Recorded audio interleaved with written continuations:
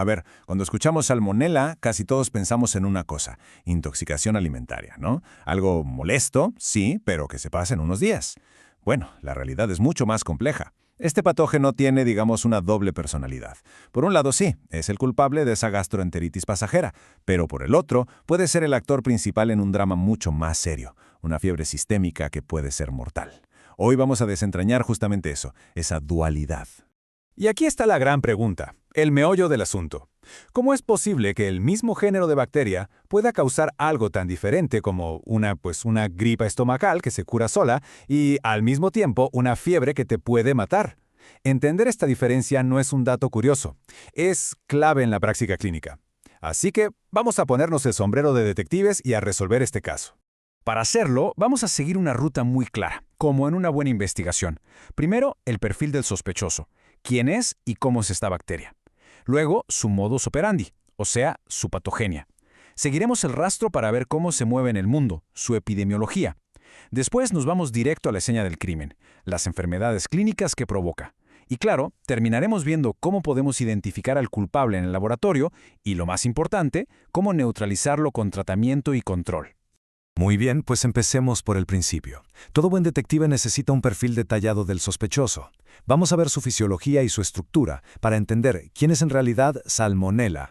Ok, si la pusiéramos bajo el microscopio, lo primero que saltaría a la vista es su tarjeta de presentación. Es un bacilo gram negativo.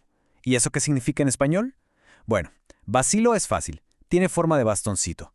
Gram negativo nos dice algo crucial sobre su estructura. Tiene una pared celular delgada y una membrana externa que hace que no se tiña de morado en la tinción de Gram. Se ve rosita. Y ojo, esto no es solo para ponerlo en etiqueta. Esa estructura, esa membrana externa, es una de sus armas más potentes. De hecho, es el origen de muchos de los problemas que causa. A ver, aquí está su ficha de identificación completa. Familia Enterobacteriaceae, o sea, es prima de muchas otras bacterias que viven en el intestino. Es anaerobia facultativa, lo que le hace súper versátil. Puede vivir con o sin oxígeno, le da igual. Y es oxidasa negativa, un detalle de laboratorio importante. Pero aquí viene la joya de la corona, su arma principal, el lipopolisacárido, el famoso LPS en su membrana externa. Este no es cualquier componente, es una endotoxina potentísima. Cuando nuestro sistema inmune la detecta, se vuelve loco. Se desata una tormenta inflamatoria que es la responsable directa de la fiebre, del shock, de todo lo feo en los casos severos. Bien, ya tenemos el perfil del sospechoso. Ahora toca ver cómo actúa, cuál es su modus operandi. Y créanme, es una estrategia de invasión celular bastante sofisticada. Esto es casi de película de espías. Primero, la bacteria llega y se adhiere a unas células muy específicas en el intestino, las células M.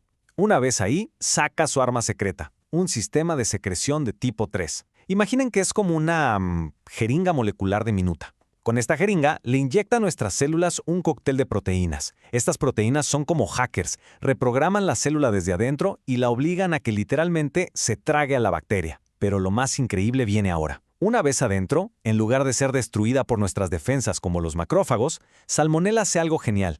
Los convierte en su taxi personal. Se mete en ellos y los usa para viajar por todo el cuerpo. Es en toda regla un caballo de Troya. Ok, ya vimos cómo ataca. Ahora sigamos el rastro. ¿Cómo se mueve por el mundo? ¿Dónde la encontramos? Aquí la epidemiología nos va a mostrar que hay dos historias, dos caminos muy diferentes. Cuando hablamos de la salmonelosis común, la de la gastroenteritis, la historia casi siempre empieza en la cocina. La gran mayoría de los casos vienen de alimentos contaminados, y los sospechosos número uno son, sin duda, las aves de corral y los huevos. Por eso insistimos tanto en cocinarlos bien. Pero ojo, no son los únicos. También hay que pensar en verduras mal lavadas y hasta en el contacto con animales. Sí, incluso mascotas como las tortugas o las iguanas pueden ser portadoras.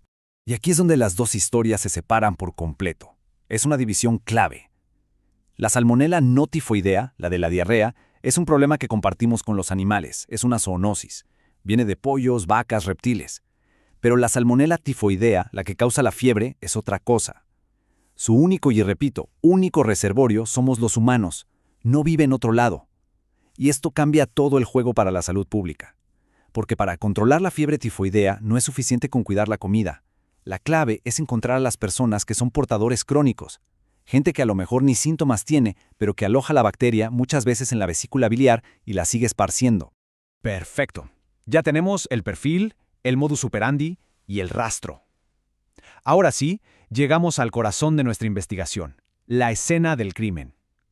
Aquí es donde vamos a ver con todo detalle cómo esas dos caras de Salmonella se traducen en dos enfermedades que, clínicamente, son como la noche y el día. Y este cuadro lo resume todo. Es la diferencia fundamental. Por un lado tenemos la gastroenteritis. Pensemos en ella como un ataque rápido y localizado. La incubación es corta, cuestión de horas. Los síntomas son los que todos conocemos: náusea, vómito, diarrea. Todo se queda en el intestino. Es una batalla intensa, pero que usualmente se resuelve sola en unos cuantos días. Ahora, del otro lado, la fiebre entérica o tifoidea. Esto no es un ataque rápido, es una invasión sigilosa y sistémica. La incubación es mucho más larga, hasta 2 semanas. Y la bacteria no se limita al intestino, no. Acuérdense que usa los macrófagos como taxis para irse a todo el cuerpo. Por eso los primeros síntomas no son de estómago, son generales. Fiebre que va subiendo, dolor de cabeza, un malestar terrible. Los problemas gastrointestinales vienen después. Esta es una enfermedad larga, de semanas, y que si no se trata es muy peligrosa. La diferencia, como ven, es abismal. Ok, con dos enfermedades tan distintas causadas por familiares tan cercanos, el diagnóstico clínico a veces no es suficiente. Necesitamos la confirmación del laboratorio. Así que veamos cómo atrapamos al culpable con las manos en la masa. Y para esto, la elección de la muestra es todo. Si la sospecha es de una gastroenteritis simple, ¿dónde vamos a buscar a la bacteria? Pues en el centro de la acción, en las heces, un coprocultivo. Pero, si estamos pensando en fiebre entérica, la cosa cambia. La bacteria ya no está solo en el intestino, está diseminada por la sangre. Por eso, en las primeras etapas, la muestra de elección es la sangre. Hay que hacer un hemocultivo. Una vez que tenemos la muestra, la cultivamos en medios especiales y hoy en día el estándar de oro para la identificación final son las pruebas moleculares, las NATs. Estas detectan el material genético de la bacteria, dándonos un resultado súper rápido y preciso. Una vez que tenemos el nombre y apellido del culpable, es hora de actuar. Toca neutralizar la amenaza. Y aquí, una vez más, nos encontramos con que la estrategia de tratamiento es radicalmente diferente para cada una de las dos enfermedades. Y atención aquí porque esta es una de las decisiones clínicas más importantes y que a primera vista puede parecer rara. Para la gastroenteritis por salmonela, la regla general es no dar antibióticos. El cuerpo la resuelve solo. El tratamiento es de soporte, hidratación, electrolitos, listo. De hecho, darle antibióticos puede ser contraproducente. Puede hacer que la persona siga eliminando la bacteria por más tiempo. Pero, para la fiebre entérica, es todo lo contrario. Aquí los antibióticos no son opcionales, son la línea de vida del paciente. Son absolutamente mandatorios para frenar esa invasión sistémica y evitar complicaciones graves, incluso la muerte. Distinguir estos dos escenarios y saber cuándo sí y cuándo no usar antibióticos es medicina pura.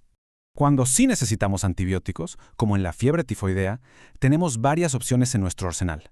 Fármacos como las fluoroquinolonas o las cefalosporinas de tercera generación han sido el pilar del tratamiento por años. El problema, y es un problema que crece día con día, es la resistencia.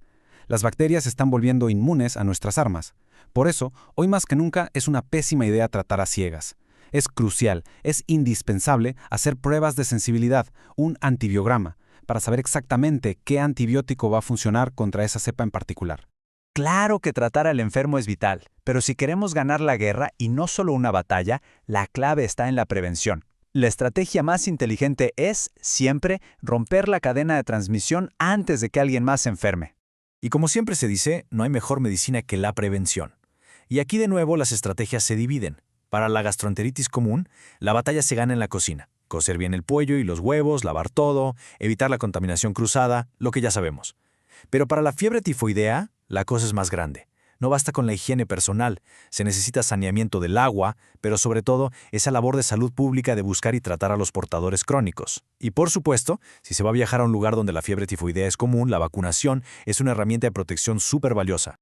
Y así, cerramos el caso de las dos caras de Salmonella. Pero, como siempre, al resolver un misterio, aparece una nueva pregunta, una pregunta que nos deja pensando en el futuro. La resistencia a los antibióticos en Salmonella typhi está creciendo a un ritmo alarmante en todo el mundo. Esto nos deja con una pregunta muy seria.